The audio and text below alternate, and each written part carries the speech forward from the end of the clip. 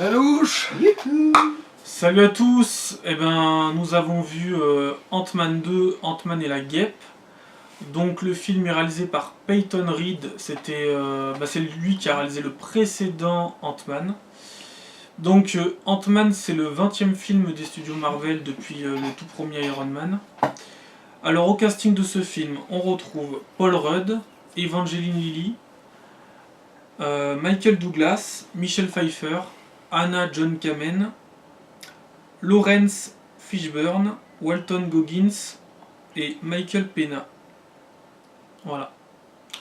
Donc on va directement commencer par les mauvais points de ce film. Moi d'abord. Alors, vu que j'adore ça, je vais faire un petit emmerdeur scientifique. Déjà, quand ils vont dans le monde dans l'infiniment petit, ils veulent les tardigrades.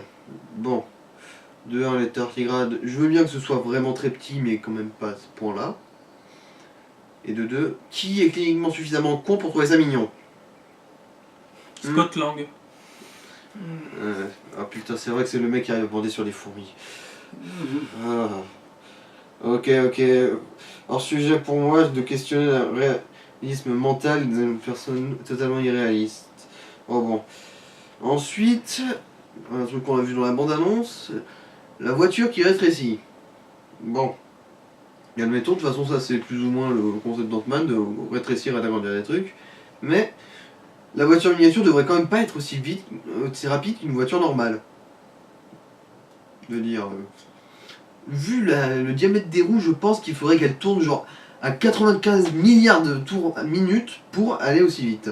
C'est des voitures Hot Wheels. Toujours plus vite.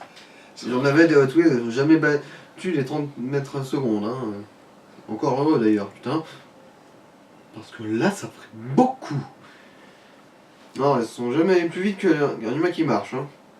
Oh bon. C'était le questionnement réalistique de la science dans ce film. Donc, voilà. Ça y est, j'ai fini avec ça. Maintenant, des critiques pertinentes s'il vous plaît. Alors, disons que moi, ce qui m'a un petit peu perturbé, entre guillemets, c'est le fait qu'on ait essayé de bourrer la vanne de la fourmi qui remplace Scott. Parce que sinon, j'ai presque rien à lui dire à ce film, sauf ce truc-là où j'ai compris que ta blague, elle était bien pensée, mais t'as essayé de beaucoup trop nous la mettre. C'est-à-dire que quand tu arrives jusqu'à la scène post-générique pour nous la refourguer, c'est que tu comptais trop là-dessus. À un moment donné, c'est-à-dire, c'est drôle, peut-être 3 fois, mais t'as vraiment trop compté dessus, c'est tout. C'est juste ça. Après ça, bof. Voilà. Non, ne montez pas voir mon papa, il est dans un sale état. Ah, ça c'est un état général. Hein. C'est tout ? Ouais, pour le coup, là, j'ai Ouais, après ça... En fait, moi j'ai du mal à trouver des critiques vraiment très objectives. Alors moi, en mauvais point, je dirais peut-être que j'avais l'impression que dans ce film-là, surtout pour le fantôme, que vu qu'ils ont un peu changé la personnalité du super vilain, vu que c'est pas vraiment un méchant dans ce film-là, j'avais l'impression qu'il n'y avait pas trop de menaces, pas trop d'enjeux, mais il y en a. Il y a des enjeux, mais c'est un peu dur d'arriver à les situer quand on regarde le film. C'est un peu compliqué quand même.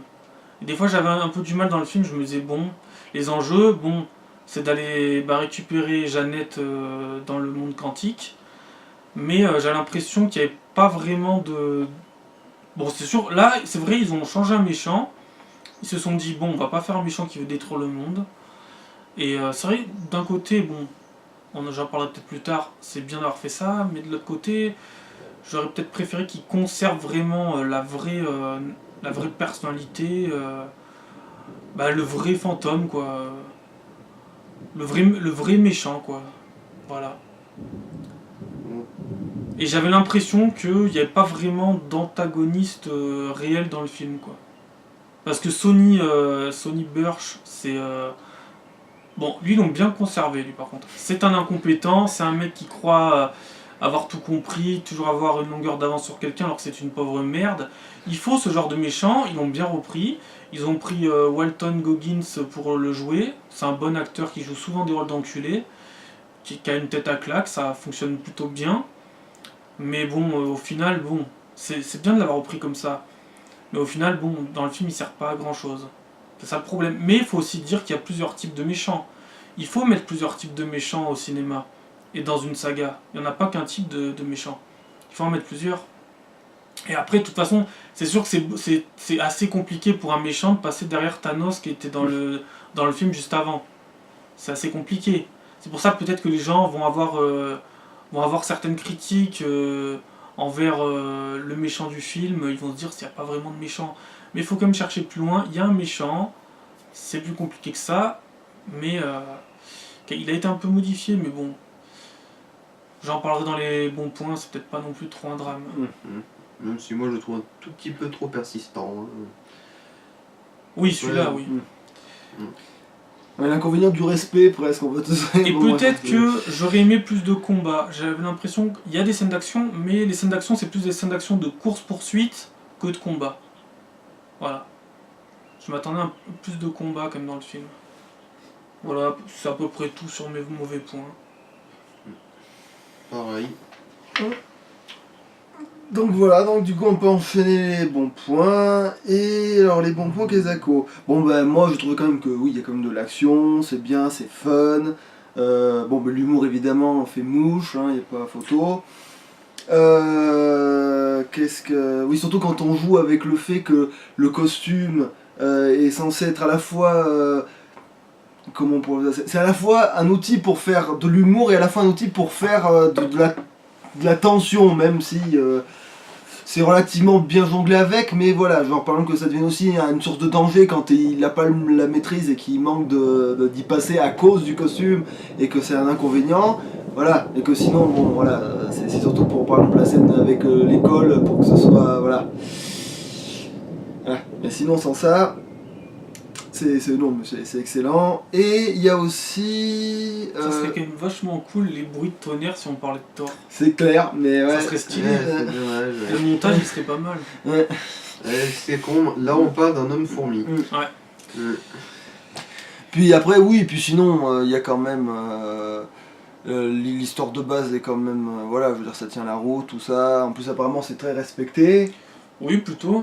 Mm. On va dire que si je dois mettre une note du respect, 7 sur 10 environ. Donc ça va de ce côté-là. Ouais, il y a pas mal d'autres bons films Marvel qui s'entendent pas avec une aussi bonne note. Oh, après, pour les films depuis Iron Man, pour ces 20 films-là, bon, en général, ça oscille entre 6 et 7. Et des fois même 8, de respect. Ouais, donc du coup, voilà, et en plus, 70% de respecté. Donc voilà, donc c'est bien. Et... bah aussi, je comprends pourquoi le Hank Pym, là, il va aller récupérer Vanette dans la Super film. Granny. Ouais, bon, je dirais plutôt Milf. Après, je sais pas si c'est les cheveux. Super Milf. Tan, tan, tan, tan. Je sais pas si je fais les cheveux blancs, mais sans déconner, ouais, c'est encore un sacré morceau. Bon. Je vais pas trop questionner mon goût, mais quand même, je savais pas que t'étais un granny fucker. Mais... Ben, bon, après, c'est vrai que Michelle Pfeiffer, c'est quand même une grande actrice. Oui. Et c'est bien de l'avoir dans un casting comme ça. Ça fait toujours... ça rajoute des étoiles au casting. Bah après, moi, bon, toi tu dis, bon, moi je la trouve... j'ai l'impression qu'elle a eu un peu de chirurgie, mais bon... ça se trouve, je me trompe. Non, après, c'est vrai qu'elle est plutôt bien conservée pour son âge, c'est vrai. C'est quand même bizarre que quand on parle de Michelle Pfeiffer, quand même, le seul sujet qu'on arrive à trouver, c'est à quel point elle est bien conservée, à quel point elle est encore sexy. Enfin bon... Non, moi je j'ai ne dit vous que... questionnerai pas. J'ai dit qu'elle non, elle joue bien dans le film, même si on la voit pas beaucoup. Moi, mes bons points, alors c'est tout simplement les effets spéciaux, mais bon, ça dans beaucoup de films, heureusement, qui sont bien faits. Les effets spéciaux, le casting, parce que tous les acteurs sont bons, tous les acteurs font ce qu'ils ont à faire. Paul Rudd est très bon dans son rôle de crétin intelligent, on va dire. Evangeline Lilly joue très bien. Michael Douglas est toujours très bon. Et Michelle Pfeiffer aussi. Michael Pena qui joue Louis est toujours très bien. Anna John Kamen qui joue le fantôme, ça va. Elle joue plutôt bien. Et les autres aussi. Hein, Lawrence Fishburne était plutôt correct aussi. Donc de ce côté-là, il n'y a rien à dire du côté du casting, du jeu d'acteur, il n'y a rien à dire. Qu'est-ce que je voulais dire d'autre? Par contre, ah oui, les effets spéciaux, pour avoir rajeuni Michael Douglas et Michelle Pfeiffer, je dis bravo, parce que putain, qu'est-ce que ça doit être bien quand on est acteur, de jouer dans un film et de se voir avec 30 ans de moins. Qu'est-ce que ça doit être cool. Tu dois avoir envie de signer pour le film que pour ça déjà. Et je pense que Michelle Pfeiffer, elle a signé aussi pour ça. Et c'est vraiment bien fait. Et Ant-Man, Ant-Man, ça va devenir les films où on va en profiter pour rajeunir les acteurs. Parce que déjà dans le 1, c'était déjà le cas pour Michael Douglas au tout début du film. Et c'est super bien réussi. Hein. On voit même pas la différence. Hein. Enfin, de ce côté-là, je suis toujours épaté, moi. On arrive à ressusciter des gens, on arrive à les rajeunir, c'est fort, c'est fort. Après, qu'est-ce qu'il y avait d'autre? Et puis même si on parle du talent d'acteur en général, ça donne aussi une scène assez géniale dans le sens où quand t'as le Scott, il se retrouve avec... j'ai perdu son nom. Jeannette, oui, dans sa tête, où justement il parle en pime et tout, et ça fait vraiment une scène d'anthologie pas mal du tout. Ouais, c'est clair. Ça fait très gay. Et film aussi un peu. j'ai adoré la scène de l'école. Alors là, la scène de l'école, j'ai kiffé quand je l'ai vu tout petit et que t'as le mec qui lui dit vous faites quoi, jeune homme, revenez. Et que tu vois un con de dos qui sait pas où il en est là, c'est trop drôle. Et qu'après, en plus, il est coincé avec la guêpe, que la guêpe est plus petite que lui, c'était super bien fait cette scène là aussi. Et qu'après quand il est tout petit dans le van et qu'il commence à ronchonner et tout, et que Michael Douglas lui dit tu veux du lait avec tes biscuits, tu veux ton goûter, qui fait sans déconner, vous en avez un là? Non, sans déconner, cette scène là était super. C'est vrai que l'humour est vraiment pas mal. Moi j'ai surtout bien aimé Louis. Je veux dire, dans le premier film il était déjà sympa avec son trait de personnalité de moulin à parole, mais là il joue encore plus avec, surtout avec le coup du sérum de vérité. Mais lui, il devrait rejoindre les Avengers prochainement parce qu'il a un pouvoir, sa langue n'arrête pas. Elle s'arrête jamais de causer, donc c'est quand même un super pouvoir ça. Ouais, bon, moi c'est surtout l'humour qui m'a vraiment plu dans ce film. Après le reste était bien, mais c'est ça qui se démarquait le plus pour moi.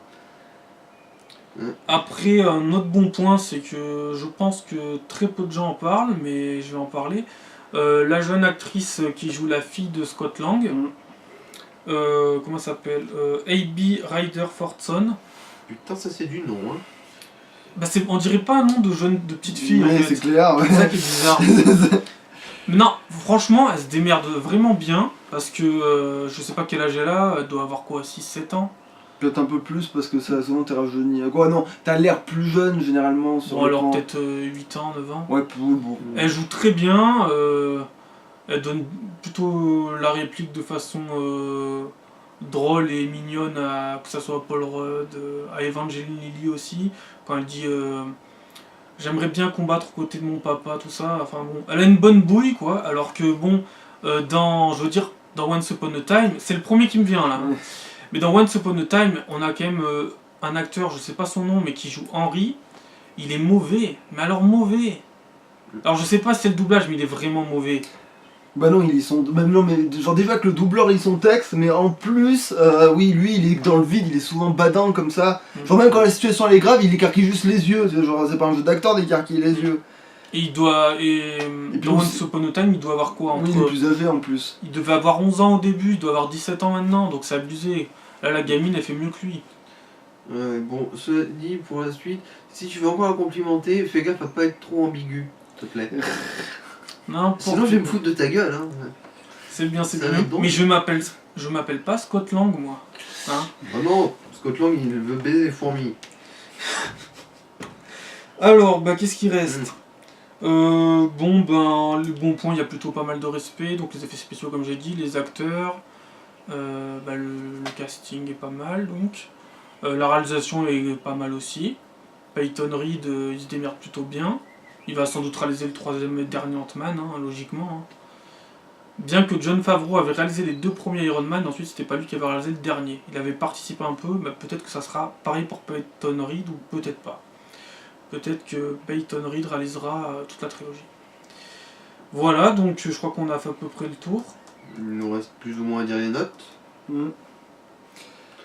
Après, le problème, c'est qu'il y a eu tellement déjà de films Marvel dans cette catégorie que après, on peut pas vraiment noter en fonction de ça parce que sinon, on pourrait lui mettre que 6 alors qu'en fait, il vaut quand même plus que ça. Ouais, c'est vrai, parce c'est- que... Mais après, t'as aussi les gens qui comprennent pas que... Il y a plusieurs univers. Ouais. Il y a l'univers Captain America, Iron Man, Thor, Ant-Man, les Gardiens de la Galaxie. Et pourtant, ils arrivent à rentrer tous en cohésion dès que c'est les films Avengers. Mais c'est n'empêche super bien pensé quand même. Il y a plusieurs tons à leur aventure, mais c'est sûr que l'aventure de... De toute façon, Ant-Man, il a toujours été un peu humoristique. Hein. Ses aventures sont souvent sous le ton de l'humour. Alors que les gens soient pas choqués. Hein. Que les gens disent pas... Après, c'est sûr que tu passes derrière Civil War et Infinity War. Et d'ailleurs, le film doit se passer entre Civil War et Infinity War. Puisqu'à la fin du film, il y a le claquement de doigts de Thanos. Mais il est juste entre les deux, quoi. Logiquement. Et donc... On va dire la note. Ouais, donc on va dire la note. Ouais, bah, moi je lui mets quand même un 8, hein, parce que voilà, je me suis bien marré, c'était fun, et pour un film il a fait ce pourquoi il avait promis de faire des choses, voilà, il a tenu ses engagements, ce film techniquement, voilà, il a fait ce pourquoi il devait être fait. Bah, à la base, je voulais mettre 7, mais je vais peut-être lui mettre 8. Moi je voulais mettre 7,5 et je vais rester sur ça. Je vais peut-être lui mettre 8 quand même, ouais. Je pense que je vais rester sur un 8. Il y a certains trucs qui sont pas respectés, mais quand même, c'est plutôt ce qui est respecté et tout le reste, le casting, tout ça, franchement, c'est pas mal. Le film en soi est plutôt bon. Donc oui, allez, 8. Ouais. Donc voilà, hein, à peu près 8 en moyenne. Donc voilà, allez voir ce film, n'écoutez pas Durandal. Ouais. Salouche.